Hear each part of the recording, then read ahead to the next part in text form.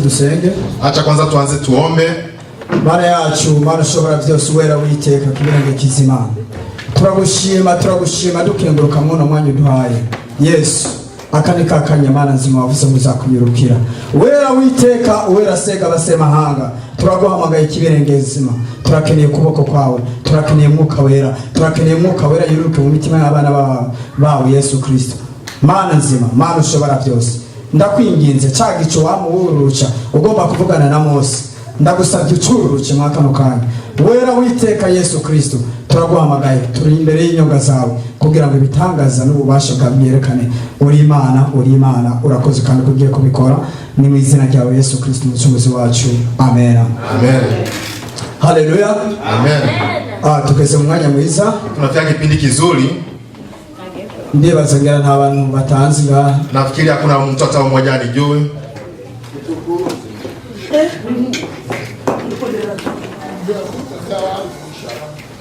Ndize Voice Moranzi. Nafikiri nyote mnanifahamu. Yesu abahezagire. Bwana wabariki sana.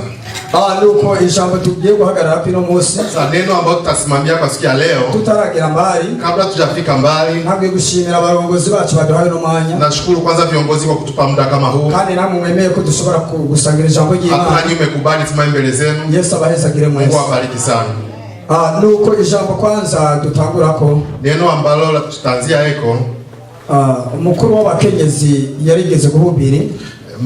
Mkuu wa kina mama aliwahi kuhubiri ati twatumiye turi abantu benshi, akasema eti tumealikwa tuko watu wengi. Wali mugani w'inkumi 10, ilikuwa ni hadithi ya mabinti 10, ariko mwizo nkumi 10, lakini katika mabinti hao 10 hasi batanu palifika watu 5. Haleluya. Amen.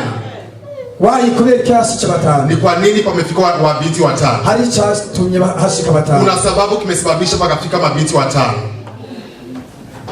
Umutama hirya yeza kuhubiri, baba fulani juzi hapa amehubiri, aravuga ati twatumiye turi benshi, akasema tumealikwa tuko watu wengi sana, ariko kugira ngo tuzayizira aho hantu twatumiye, eti akini ili tuweze kufika sehemu hiyo ambayo tumealikwa, kugira tuzayizira aho hantu, eti ili tufike sehemu hiyo ambayo tumealikwa, hasaba ibitambulisho, inatakiwa vitambulisho. Leo ibyo bitanoboye ntabwo zahashika. Sasa kama wewe wenezi vitambulisho utaingia sehemu hiyo. Ibyo wabikazo bicafuye ntabwo zahashika. Kama vitambulisho vyako ni vichafu utaingia.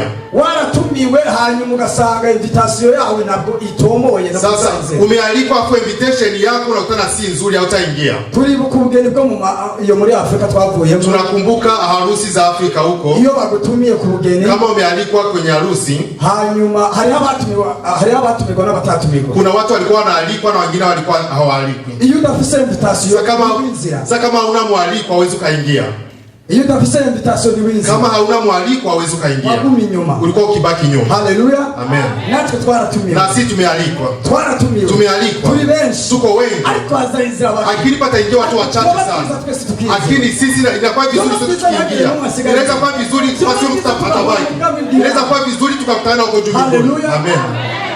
Byoba byiza twese tukazahora tubona Yesu. Inaweza kuwa vizuri sote tukutana tukimwona Yesu.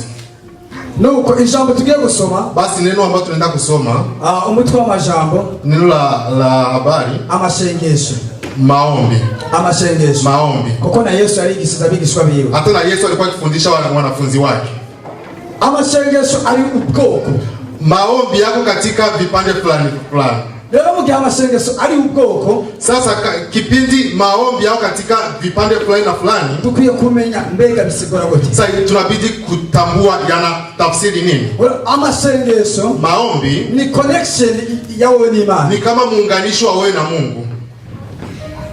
Amashengesho, maombi yakufasha kuyaga ni Imana mu gihe ufite ibibazo, yanakusaidia kuzungumza na Mungu kama una shida fulani.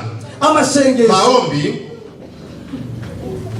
iyo ufite ingwara nko mu bitaro, kama una maradhi ama uko hospitalini, n'abakenyezi, kama akina mama hagezeho kubyara, ikifika kipindi cha kuzaa, bagasaba Imana ngo ibafashe, wanaomba Mungu ete wasaidie. Ba connection ni Imana. Sasa kuwa anakuwa anajiunganisha na Mungu. Natwe no tupiye kubana connection. Na sisi leo tunaenda kujiunganisha na Mungu. Kuko twaratandukanije n'Imana. Kwa sababu tumeachana na Mungu. Haleluya. Amen. wahubiri kwa gatandatu kwa Mungu ahera. Jumapili iliyopita mtu ambaye amehubiri twatandukanishwe n'Imana kubw'ibyaha byacu. Amesema eti tumeachanishwa na Mungu kwa sababu ya dhambi zetu. Twatandukanishwe n'Imana kubw'ibyaha byacu. Tumeachanishwa na Mungu kwa sababu ya dhambi zetu. Jifikirie nafsini kama hujachanishwa na Mungu. Tunasobe kuza mu rushengero. Inaweza kufika kipindi tunakuja kanisani. Tunafikiria kwamba tuko safari na wengine. Lakini kuna kitu ambacho kinasababisha tunachanishwa na Mungu. Kipo akili tunashindwa kutubu. Ariko kugira ngo tusike kwa masengesho. Akili tufike katika maombi haya. Ariko tusabwa gukora. Kuna kitu ambacho tunasababisha inatakiwa tufanye. Kitu ambacho tunatakiwa tufanye. Nuko tunaanza kuihana. Ni tutubu kwanza. Iyo nyotewe. Kama una hamu, umuntu akazana igikombe. Mtu analeta kikombe. Inyuma kimeze neza. Alafu nyuma kiko vizuri sana. Ariko ndani mu gikombe. Lakini ndani ya kikombe hicho kuna uchafu. Mbega wasobora kunywa. Sasa utaweza kunywa maji hayo wamekuletea? Hao imigisho ushobora gushikira ahantu hameze nabi, mbega bizashoboka? Baraka zinaweza zikafikia sehemu pachafu, inaweza kuwezekana. Ariko byoba byiza tukoza hose. Inaweza kuwa vizuri tunakosha sehemu yote. Tunaanza moyoni, tunaenda mwilini, sehemu yote inakuwa vizuri. Na ndio Mungu anataka. Haleluya. Amen. Tunagiye gusoma. Tunaenda kusoma. Samueli wa pili. Samueli wa pili. Igice 22 22 kuri 11. Ndasoma mu Kirundi. Atasoma kwa Kiruga. Ubundi adusomera mu Kiswahili. Mwingine na Kiswahili asome kwa Kiswahili. Bene data matahure. Nuko umutwe w'amajambo aravuga ati indirimbo ya Dawidi. Iguruka ijagiye ku mukerubi. Mbere yabonetse igendera ku mababa y'umuyaga. Amen. Amen. Akatembea juu ya kerubi, akaruka. Ndiyo alionekana juu ya mabawa ya upepo. Amen, amen. Amen. Iguruka ijagiye ku mukerubi. Eti karuka juu ya kerubi. Iyo baba guhura na accident. Ati kama unataka kukutana na accident. Hapo lazima Mungu nisaidie. Mungu anaruka sehemu hiyo. Muda huyo Mungu anakufikia. Mungu ana upendo na wewe. Akili tutaki kuipatia mgongo. Haleluya. Amen. Watu wengi tunakuja kanisani. Unakutana mtu anakaa angalia kule. Kulikuwa aombe anaangalia huko. Akiwa anaangalia huko. Kwa sababu anampatia mgongo Mungu. Kuna watu wengi hawamtaki Mungu. Kuna watu wengi wameachanishwa na Mungu. Mbega uzasika kurutonde rw'Imana. Sasa utafika katika orodha ya Mungu gani? Inaruka ikikaa kwenye mkerubi. Kwa sababu una shida. Kwa sababu watu wako wanapata na shida. Haleluya. Amen. Tunasoma tunasura kuri Beto. Tunasoma katika 7:22. Mumubabaro wanje nambaze uhoraho. Mbere natakambiye Imana yanje. Yumva ijwi ryanje iri mu ngoro yayo. Ibyo naitakambye bishika mu matwi. Katika tabu yangu niliita Bwana, ndiyo niliita Mungu wangu. Akasikia sauti yangu toka hekalu lake, na kilio changu kiliingia masikioni mwake. Amen, amen. Kumbe Imana ina matwi. Eti Mungu ana masikio kumbe. Iyo ufite ibibazo. Kama una shida, Mungu ugire. Akili uwe na shida. Imana yavuga ati nzaniteni byose. Kwa sababu Mungu anasema nileteni mambo yenu yote. Ingati mauchi. Eti yeye ana fite rumba ingati. Ya yeye ana kitwazo chepesi. Nila. Ana nila nyepesi. Napo somo ya kunanirwa n'imitwaro yawe. Eti siwezi nikashindwa na matatizo yetu. Lakini kabla tutampatia matatizo yetu, ni labda kwanza lazima tutubu kwanza. Nuko tumaze gutunganya ubugingo bwawe. Ni lazima tujioshe kabisa. Baravuze ngaha. Wanasema eti hotuka nk'umuntu azanye hasi. Eti pakipata mtu hapa juu anakuta mpaka kanisani. Anapiga masasi. Hapo wewe kanisani. Hapo umekuja unapata Mungu. Akili moyo wako bado. Akili haujatubu. Sasa utaenda wapi? Sasa utapokelewa na nani? Inaweza kuwa ni vizuri tuwasogelea Mungu. Inaweza kuwa ni vizuri tunatubu dhambi zetu. Tunasogelea Mungu. Amen. Imburi suruka marushe. Eti maonyo yanashuka katika kanisa hili. Zinashuka katika kanisa. Unasema eti kuna moto. Eti unakataa kutubu. Eti vitu vyenu vyote vinasubiriwa. Lakini za kweli vizuri. Tunakuwa watu wanyenyekevu ndani ya mioyo yetu.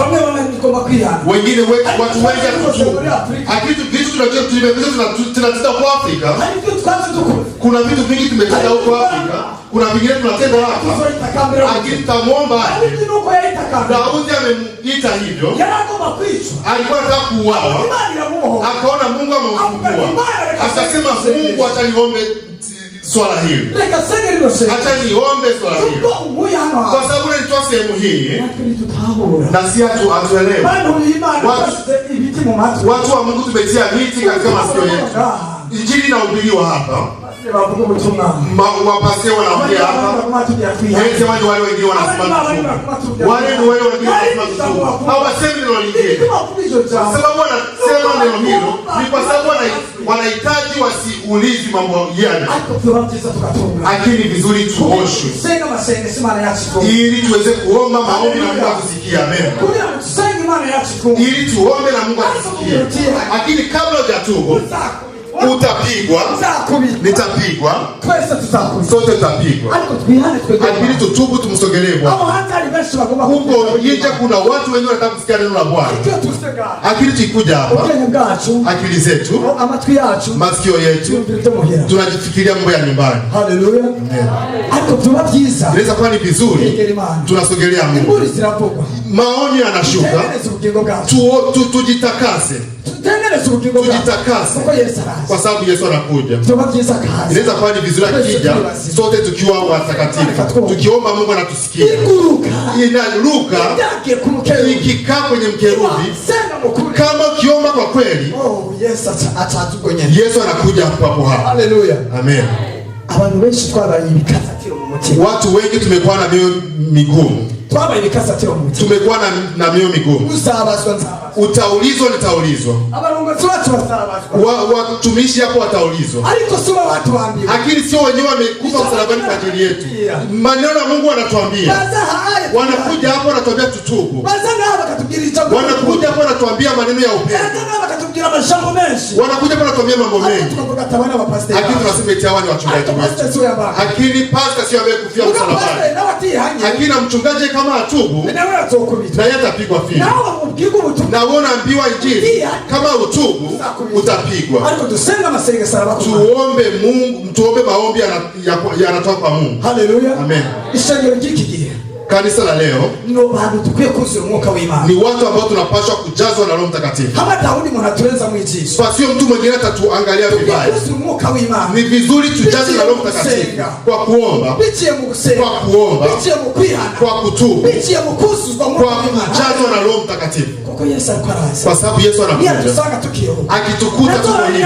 Hata angalia miaka umekaa kanisani, hata angalia miaka wamehubiri, hata angalia miaka umekaa ukitumikia Mungu.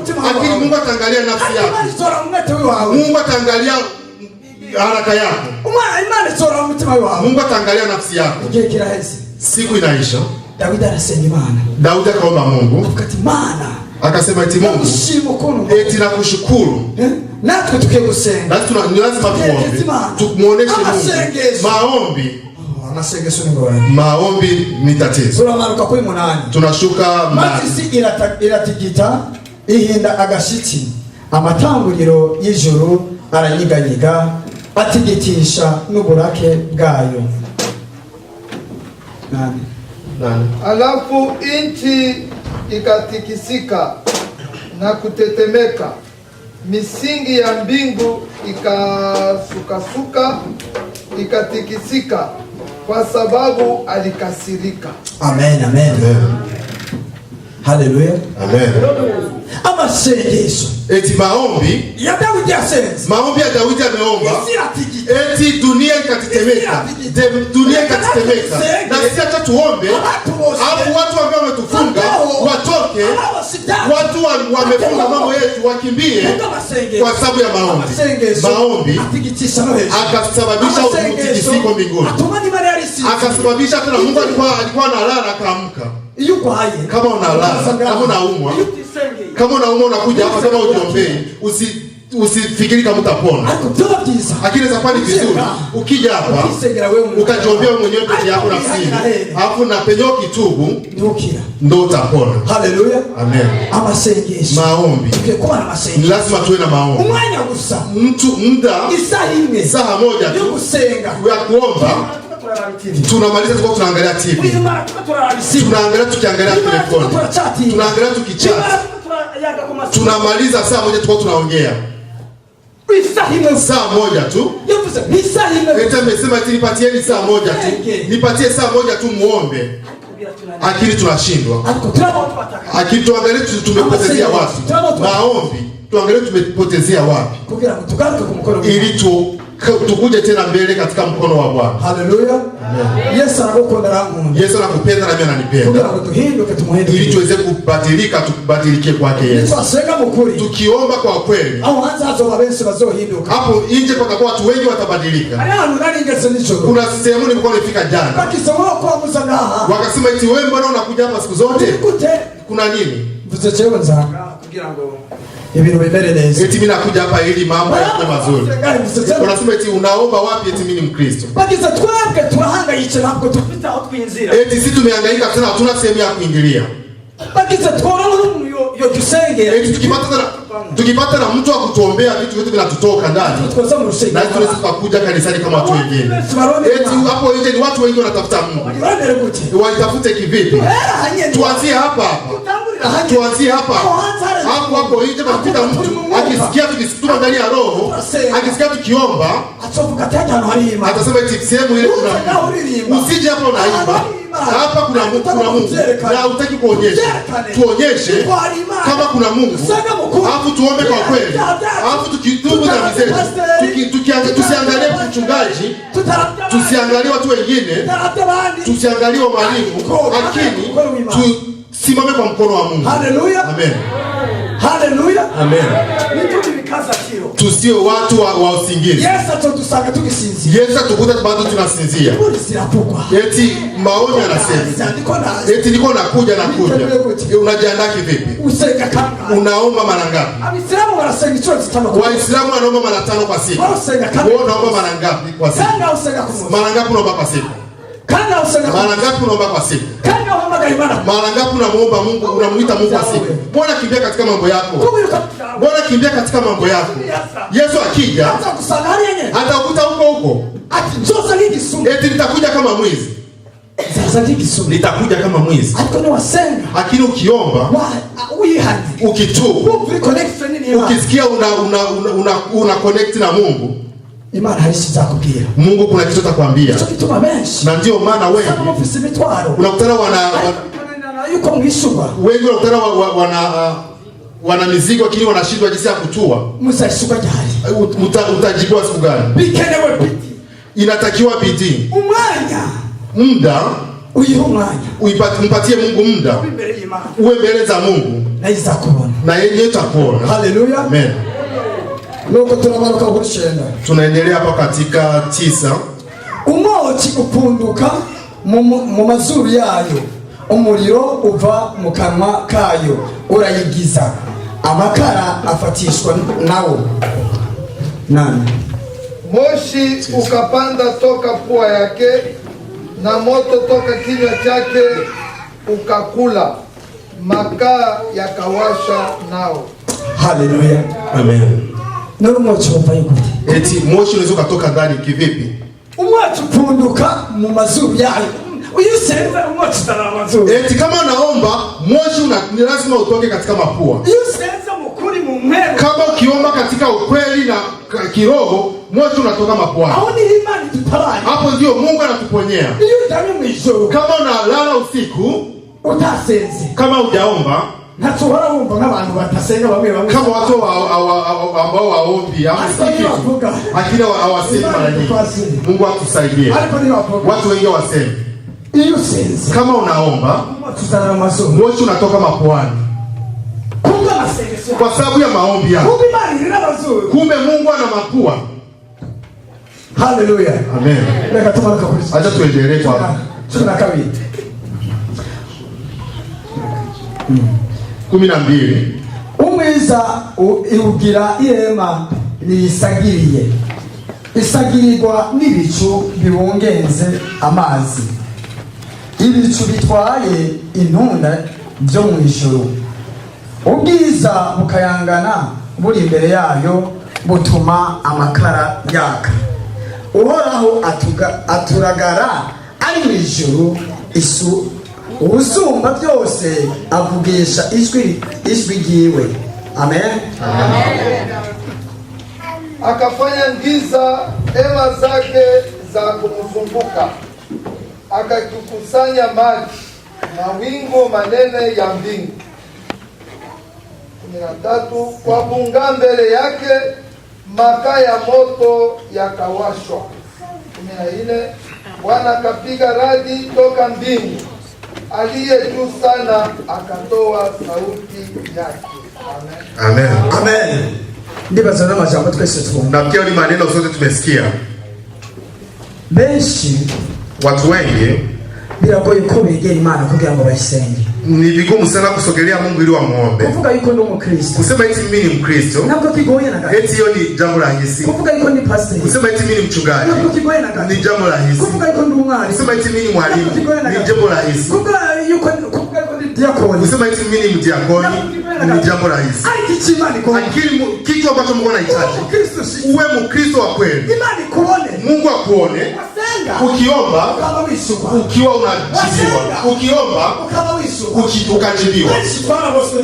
Watu wengi tumefungwa tujue. Watu wengi tumefungwa na tujue.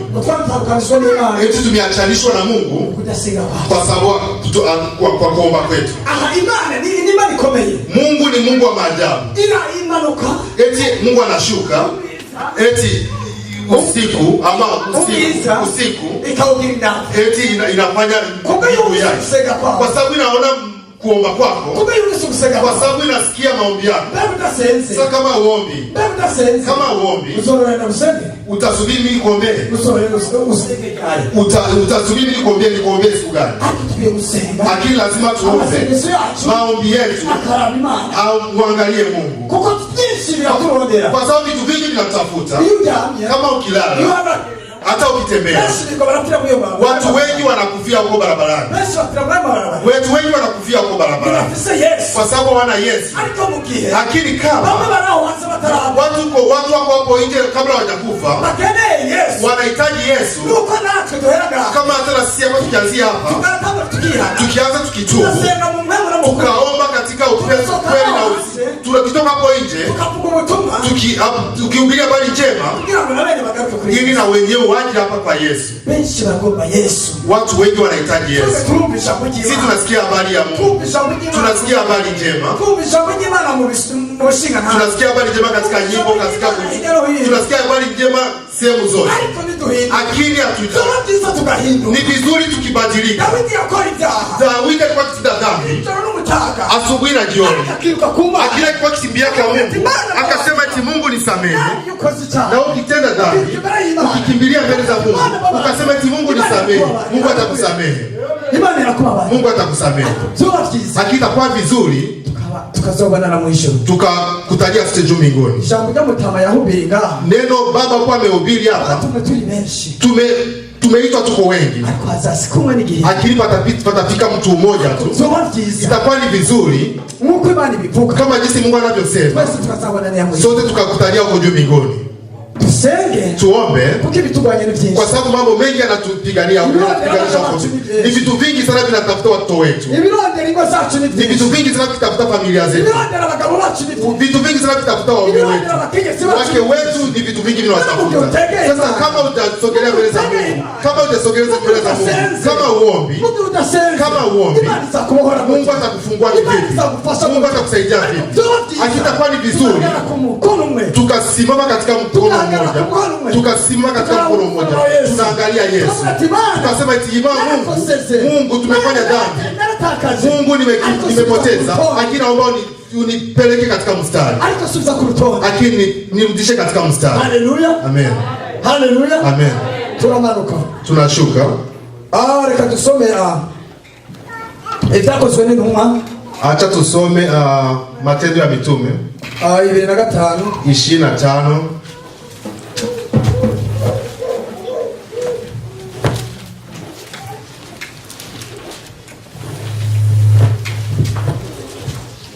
Ibyakozwe n'Intumwa 25. Matendo ya Mitume 25. Igice 16. 16 tafadhali 16. Kuri 25. Mstari wa 25. Twashitse twese. Matendo ya Mitume 16:25. Ndasoma. Maze nko mu gicuku Paulo na Sila bariko barasenga baririmbira Imana, izindi mbohe zibumva. Isi ica inyiganyiga cyane giturumbuka, bituma amatanguriro y'inzu y'imbohero anyiganyiga. Uko ako kanya inzugi zose ziruguruka, iminyororo ya bose iradohoka. Amena. 16:25.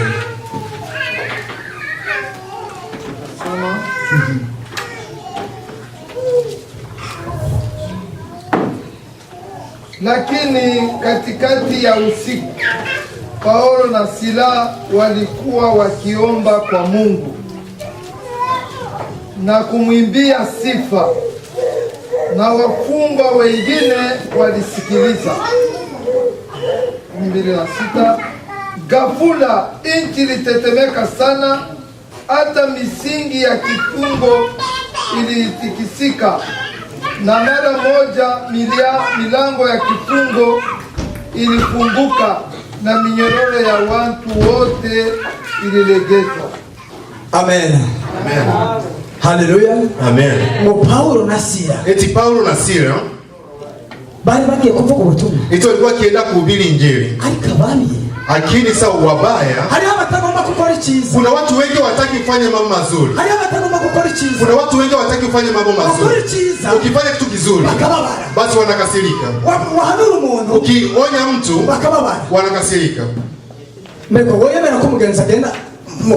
Unaweza kukubali kama ndugu yako anaenda kwa shetani na unamuona? Tumeita kufungua. Tumeita kufungua watu. Tumeitwa kufungua. Hatukuitwa eti tujifungue wenyewe. Tumeitwa tujifungue na tufungue watu. Umeitwa, nimeitwa. Umeitwa na nimeitwa. Paulo na Sila walikuwa kienda kuhubiri Injili. Basi walipokuwa wakienda, basi kuna mtu akawapita eko. Akili yosi kusoma. Akili habari yuko hapo hapo. Eti alikuwa ndani wa daimoni. Wakasema eti katika jina la Yesu atoke. Lakini wale watu walipoviona wakasirika sana. Wakasema eti nyinyi ndio mmefanya vitu kama hivi. Hivi vitu umevitoa wapi? Umetoa wapi vitu hivi? Eti mji huyu kama hivyo vitu hakuna. Wakaenda kuwapiga. Basi wakafungwa. Walipofungwa, haleluya. Eti kama usiku hivi mida saa 6 za usiku walipokuwa wakiomba, haleluya. Watu walipokuwa wakiomba wakikutanisha roho na wana shida zingine, hakuna wivu, hakuna eti kukoseana. Watu wote walikuwa wakiomba, walipokuwa wakiomba kumwita Mungu, wakiomba eti Yesu wewe umenituma, eti Mungu wewe umenituma. Haleluya. Amen. Na tutasimama, tusimame tuombe, tumwite Mungu. Tusitumainie watu wengine. Ukitumainia mtu wa mwanadamu utamuona Mungu. Itakuwa ni vizuri tukiamini Yesu tu mwenyewe. Kama uko kwenye shida, omba Mungu. Kama uko kwenye shida, mwite Mungu. Paulo na Sila walipofika sehemu hiyo, mtaa sasa wakasema eti tunakutumbaka zile nyimbo, eti mimi nimeimba, lakini wewe imba na wewe. Eti nyimbo hazikuisha. Basi umekuwa naimba, mwingine kaimba, ili tuendelee vizuri. Walipokuwa wanaimba, basi dunia ikatetemeka. Sehemu ikatetemeka. Basi wafungwa walipokuwa wakasema eti vitu hivi ni vitu hivi ni vipi? Eti minyororo ilikuwa hivyo. Basi katoka yote. Eti jifikirie. Eti kama tunaomba, ni watu wengi wanafunguka. Kama tunakuja hapa, tunaomba, kama tunajiombea, tunaombea watu wengine, ni watu wengi wanafunguka. Kuna mtu mwingine alikuwa akitoa historia. Alikuwa akisema eti kuomba, eti Mungu anatuombea. Eti maombi yenu,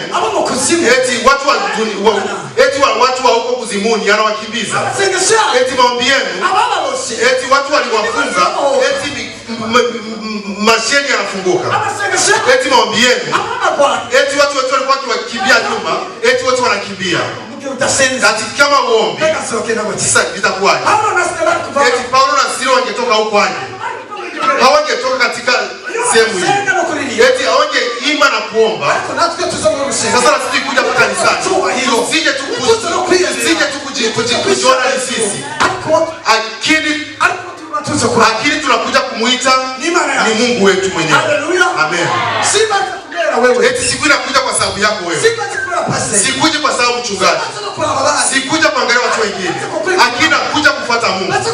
Na kuja kusikia maneno ya Mungu. Ili mambo ya Mungu anicheke. Haleluya. Amen. Ili niweze kuchekwa. Paulo na Sila walipokuwa wakiomba, unafikiri na waomba, walipokuwa wakiomba, basi wakasema hivyo ni vitu gani? Basi acha na sisi tuombe. Eti wazee, wakina mama, akina baba, wa binti na vijana, tumkaribie Mungu. Mtani Mungu. Tumkaribie Mungu. Ujifikirie sehemu yote umefanya dhambi. Akili Paulo na Sila walingekuwa na dhambi nyingine na usiku. Dunia ingetikisika. Lakini kwa sababu walikuwa wanaoshwa, basi Mungu alikuwa akiwajua. Na sisi acha Mungu atujue. Acha tuombe Mungu atujue. Kwa sababu gani Mungu anasema eti watu wangu na wafahamu? Eti na wenyewe wananifahamu. Wewe uko katika wale watu Mungu ambaye anajua. Eti ukikaa ndani ya kanisa hili, uko katika wale watu Mungu anawajua.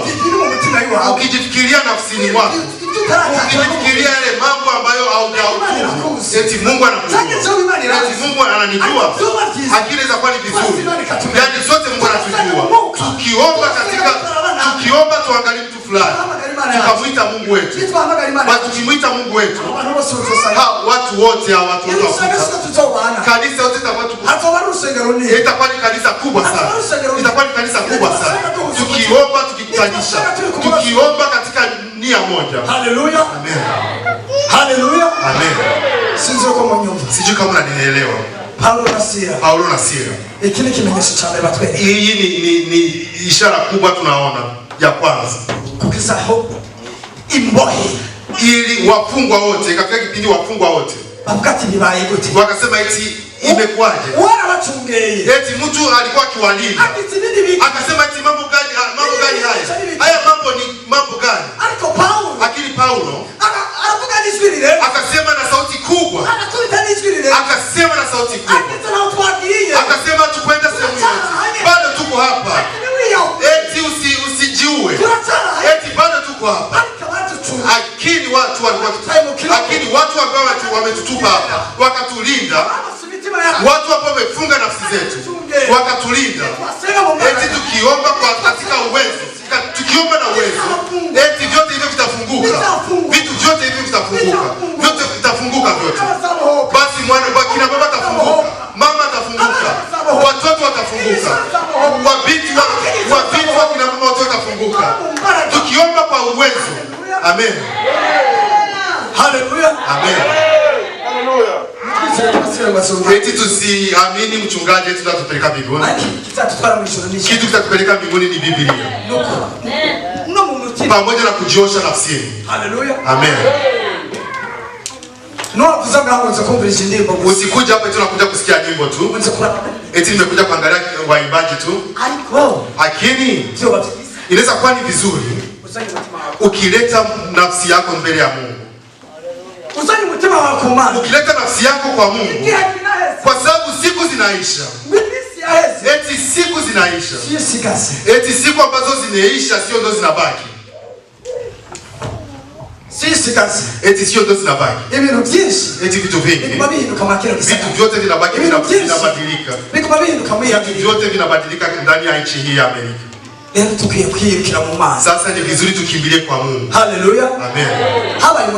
Palikuwa kina mama mmoja. Amezaa mtoto. Sasa huyo mtoto alikuwa hana masikio. Lakini alikuwa ni binti. Watu wengi walikuwa wakimcheka. Walikuwa wanasema eti ataolewa. Eti yaweza kaolewa. Eti huyo. Lakini mama yake alikuwa kijaribu katika mji huo. Basi wakatafuta jinsi atakuwa na masikio. Basi vikakataa. Akajaribu jinsi yote lakini vikakataa. Basi akachukua safari. Alipochukua safari akasema eti alikuwa akasema doctor. Akasema mimi kwa sababu ya upendo ninao. Kwa sababu ya upendo ninao kwa eti mimi nitoe masikio. Mimi naomba mnitoe masikio yangu. Haya masikio yangu niatie kwa mtoto wangu. Eti masikio yangu niatie kwa mtoto wangu. Basi palipopita miaka 10 wakarudi katika mji huo. Basi wakaona yule mtoto ana masikio. Wakakutana mama yake hana masikio. Wakasema eti imekuaje? Mbona ana masikio? Na wewe hauna masikio. Na wewe ulienda una masikio. Imekuaje? Haleluya. Amen. Kwa sababu ya upendo. Kwa sababu ya upendo. Mama yake alikuwa na upendo kwa mtoto wake. Na ndio maana Yesu amekubali kuchukua msalabani. Wakamkemea mate, wakamfanya vibaya kwa sababu ya upendo. Kwa sababu anatuita sote. Eti njooni nyote. Haleluya. Amen. Kwa sababu ya upendo akakubali, wakamdharau, wakamtusi, wakamfanyia mambo ya kiajabu. Basi akabambwa msalabani kwa sababu ya mimi na wewe. Lakini ukijifikiria kama muombi Mungu, kama unamuomba nani kama umuombi Mungu? Nani ambaye unamuomba kama umuombi Mungu? Kama umuombi Mungu. Haleluya. Amen. Unasikia mapenzi ya mama kwa mtoto. Nafikiri hapo ni kadogo. Kulikuwa mwingine alikuwa na mtoto mdogo sana. Alipomzaa akamweka ndani ya nyumba. Alipomweka ndani ya nyumba akaenda sokoni. Akaenda kama hivi na mtoto akaenda sokoni. Alipofika huko akamwona ule mtoto amemwacha nyumbani. Aliporudi nyumbani alikutana nyumba yote imeungua. Watu wote wamezunguka. Wanasikia mtoto alikuwa analia ndani. Ule mama anasikia yani kitu kinamkogota. Wanamziwia.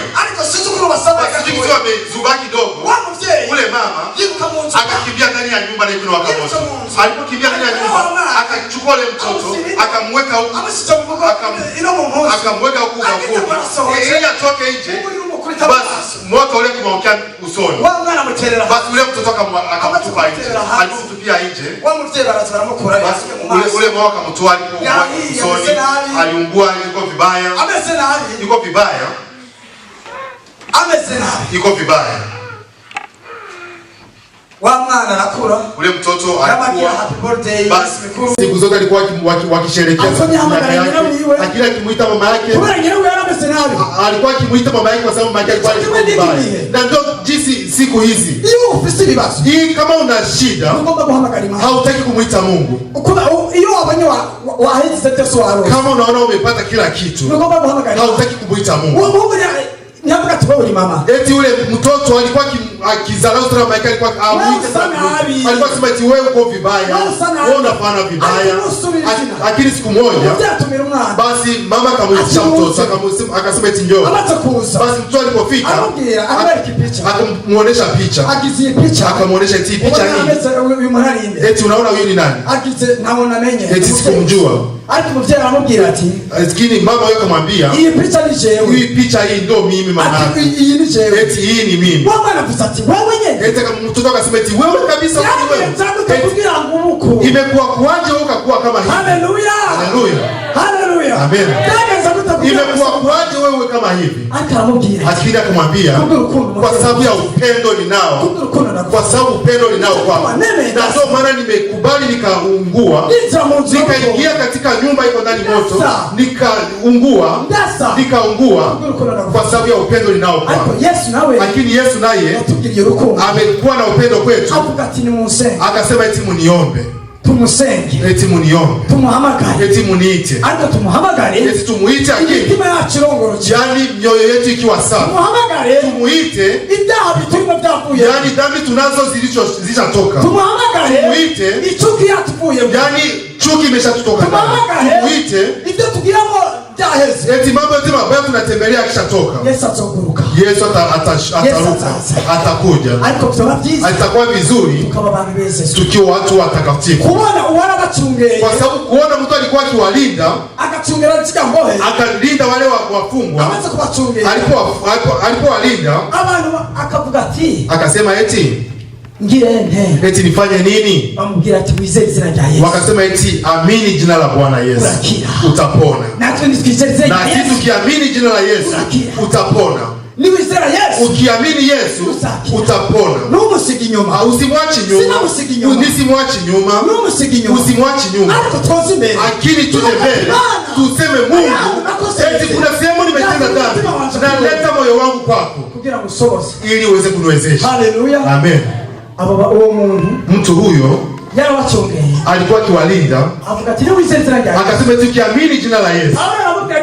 Paulo akamwambia tukiamini jina la Yesu utapona na watu wote wa familia yako. Eti tena eti akaamini akabatizwa.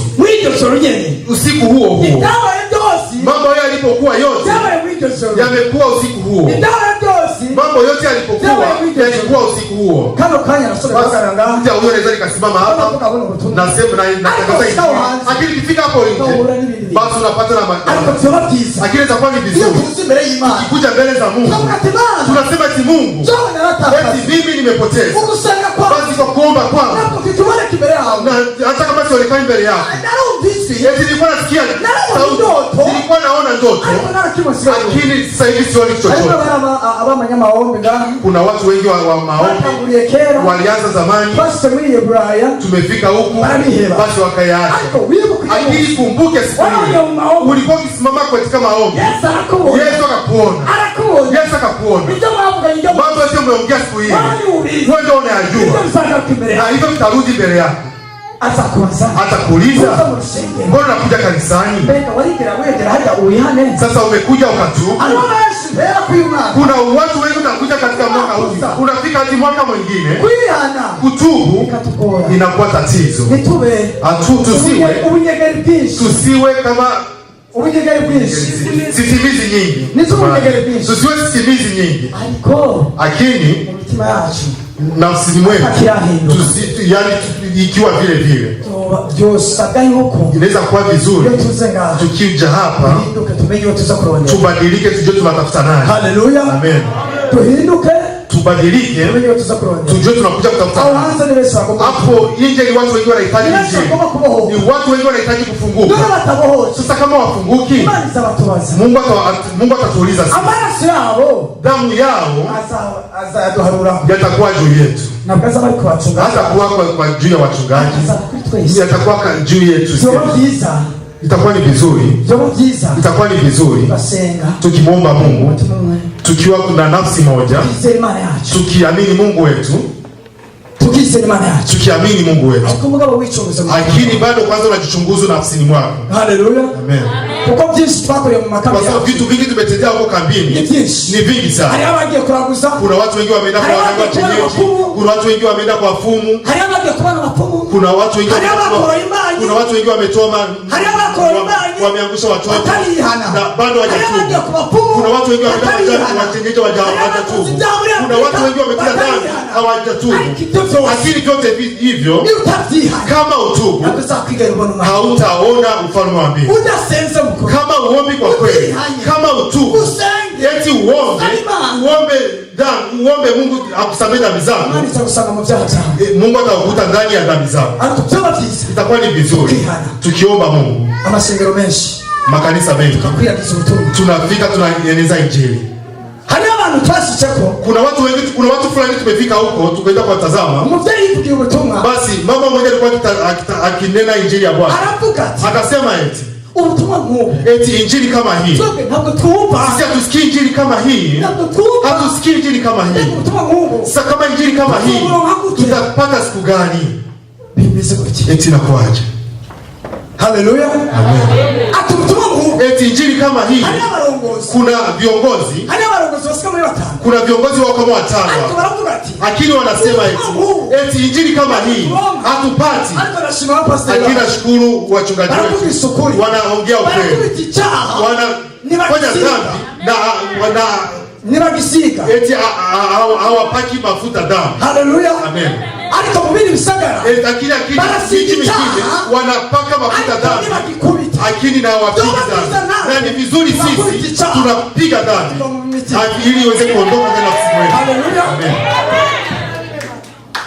Abakenyezi benshi eti akina mama wanakiriye kama mubiri bisagara hiyo na hii eti katika miji fulani na fulani usanga bimereye ko unakuta wako kukuzimu, lakini abakenyezi bararira bakavuga ati jana kore Imana. Eti huku chini kwa shetani wakina mama eti wakina mama wanalia sana, wasema mimi nimemtumikia Mungu, nipe muda mdogo nirudi kuomba.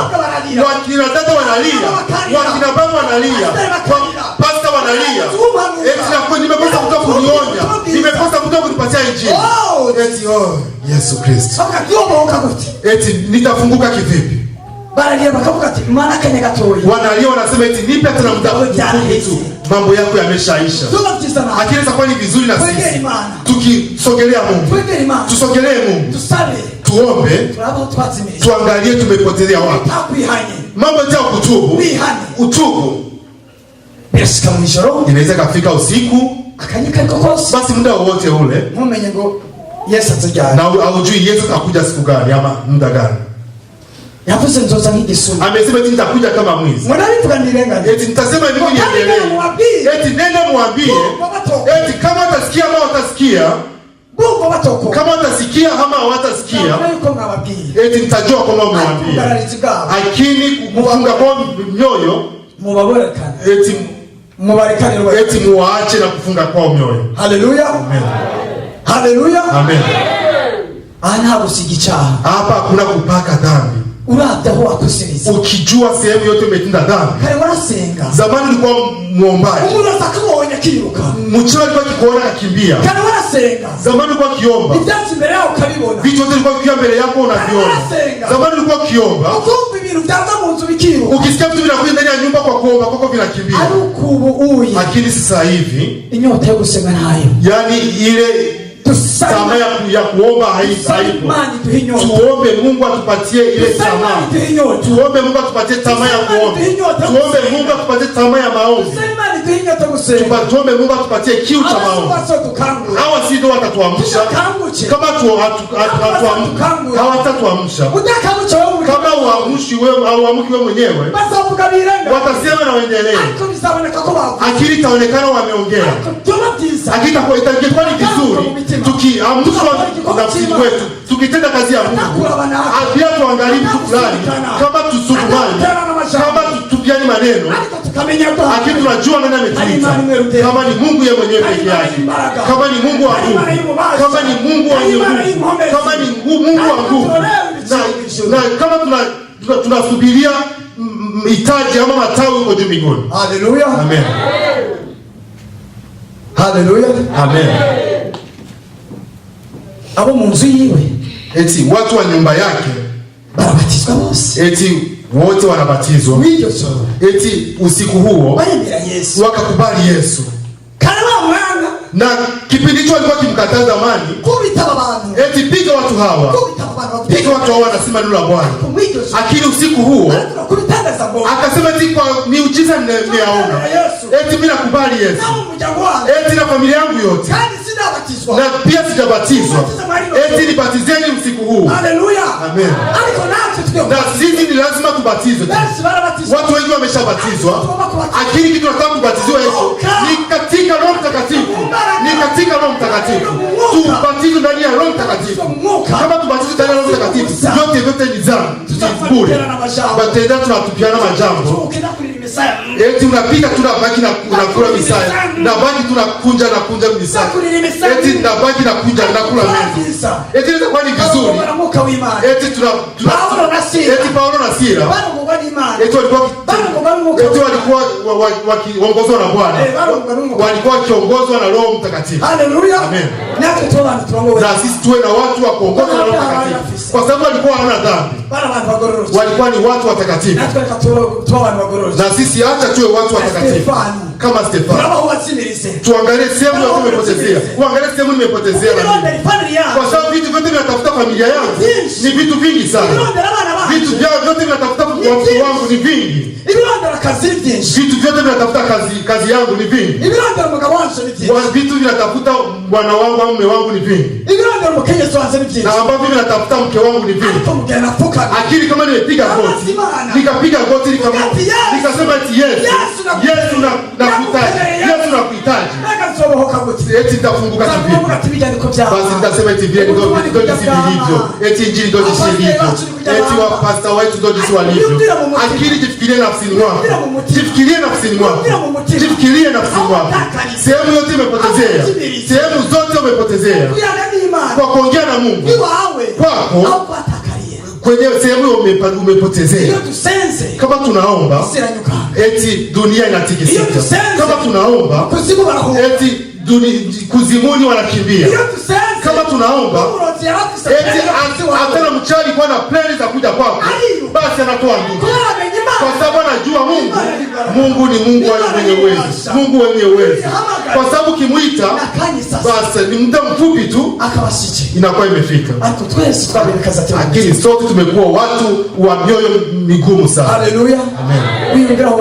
Usijisikilie sehemu umepotezea, usiendelee tu eti mimi ni Mkristo, eti sinaingia katika kanisa lile, eti wa pastor wangu ni watu fulani, eti naingia katika kanisa fulani, eti wakienda mbinguni tena mimi nitaenda. Akina kwambia jifikirie, kule naweza nikaenda, akina una baki, naweza nikabaki na mwenyewe na baki, akina kwa ni vizuri ndani ya nafsini wetu. Yesu atafuti kitu kingine, atafuti mali yako, atafuti pesa zako, atafuti gari zako, atafuti mambo yako yote. Lakini Mungu anatafuta nafsi yako tu. Mungu anatafuta nafsi yako yenyewe. Mungu anatafuta kufungua nafsi yako, anatafuta kufungua nafsi yako. Mungu anatafuta kufungua na wako huko hivi ikipitia katika sisi. Haleluya, amen. Imani kwa kutoka. Mungu anataka kutufungua kupitia maombi yetu. Pastor kazi mchungaji kwa mfano eti hapa sasa watu kazi eti kwa mfano kama tungeenda kuja sasa tunataka kusema eti tunataka kuomba ngoja tu haimuka wimana eti tunakupatia uwezo wa Roho Mtakatifu ili aweze kututumikia na sisi tumtumikishe. Lakini sote tumelala, tumekuwa watu wa moyo mgumu, tunaonekana Jumapili tu. Sasa mbingu itaingia ndani kivipi? Mbingu itaingia ndani kivipi? Itaingia ndani namna gani? Eti tuko watu wa Jumapili tu, wanasema eti kuna maombi eti tarehe moja za mwezi wa 12 eti natakiwa watu wote waje, lakini sio kwa maombi hayo. Inaweza kuwa ni vizuri hata nyumbani kwako, eti chukua muda wako, chukua muda wako, chukua muda wako, chukua muda wako, Eti usisubiri mpaka maombi ya mwezi wa 12. Chukua muda wako. Upate kifungo. Eti chukue mafungo. Beka, Yesu kwa kusaidia. Yesu mbona alikuwa akituombea? Alikuwa akichukua maombi. Alikuwa akichukua vifungo na anaomba. Wewe unafunga siku gani? Wewe ni kupiga tu gari. Ni kupiga tu olaola. Eti hivyo ndio tutakula siku zote. Eti unakuja hautaona mbingu hata siku moja. Eti unataka kwenda kumwona Mungu. Never. No. Haitawezekana. Yafatu mwenye ugusenga. Eti Mungu alikuwa kuchukua muda wa kuomba, akituombea. Akiombea kuna mitume wake. Abafarisayo. Eti Wafarisayo. Babaza Yesu. Eti wakamuuliza Yesu. Atawe ndio kwa wifungisha. Eti sasa mbona unafunga? Nifungisha. Eti unachukua mafungo. Mbona watumishi wa mitume wako hawajifungi? Eti wewe ni vipi? Haleluya. Amen. Eti wewe ni namna gani? Aliko Yesu alishawishi. Yesu alimwambia nini? Mbona kunimenya? Eti nataka kujua. Nuko yake ali. Eti kwa sababu alikuwa bado yupo. Nuko yake akibasaidia. Sababu alikuwa bado yupo akiwaambia. Sababu alikuwa wako pamoja. Sababu alikuwa wako pamoja. Hawangeomba. Yesu alikuwa akiwakinga. Uwezo wa Mungu ulikuwa pamoja nao. Basi na sisi tukiomba Mungu, ufalme wa Mungu tukiomba tunamwita Mungu. Basi ndio inagusa mtu mmoja kwa mwingine. Inasema eti wote wafanya hivi. Eti wewe nenda hivi. Haleluya. Amen. Eti tukiomba kwa ukweli, tutaomba vitu, tutaita vitu kwa kweli, tutavunja milima, tutavunja mambo yote yametufunga, tutafunga makaburi yote yametufunga. Ni watu wengi tunakuja hapa kanisani, lakini mioyo yetu imefungwa, mioyo yetu ni migumu. Unafikiri ni vyuma, unafikiri mioyo yetu ni vyuma. Neno la Mungu linafika, linaanguka tu kwenye mwili, linashuka kwenye mwili, linashuka, linatembea. Wakisema dhambi,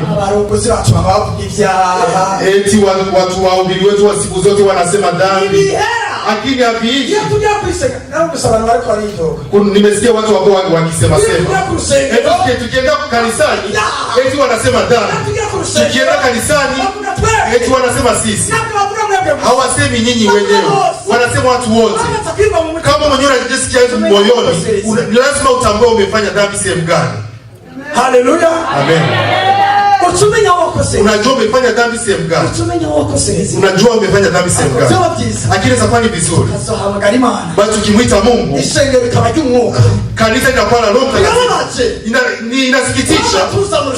Kwa tunakuja siku zote kanisani, alafu mwisho wangu inakuwa ni huko geoni. Na umesikia neno la Bwana. Na nimesikia na nimeonywa sana. Nasikitisha sana kwenda motoni. Na nimekuwa kwenye njia kwenda mbinguni. Inasikitisha. Inaweza kuwa ni vizuri tukarudia katika mstari wa Bwana. Inaweza kuwa ni vizuri tukarudia katika sehemu Mungu anataka. Inaweza kuwa ni vizuri unarudisha moyo wako. Usingoma mahera. Eti sio pesa. Eti sitaki unitoe mambo yako. Lakini kitu ambacho nakihitaji, kitu ambacho nataka kufungua ni nafsi yako. Ni nafsi yako. Eti kutokana, eti kwa kuomba kwako, kwa kuomba kwako, kwa kusogelea Mungu wako, kwa kusali kwako. Haleluya. Amen. Imani tufashe. Mungu akusaidie sana. Yes, Mungu awabariki sana. Watu wote bora sikia kwa Bwana. Bwana awabariki.